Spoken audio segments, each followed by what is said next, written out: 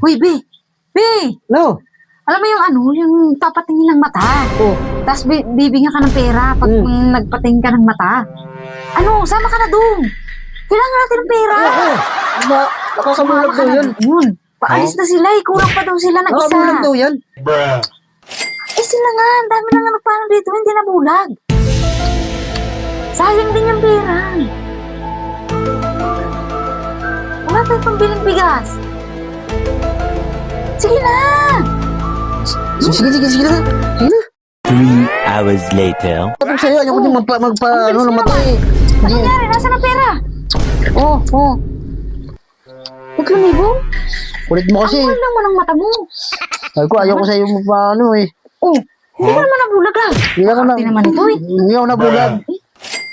Bakit? Anong nangyari? Oo. Ayaw, di ma.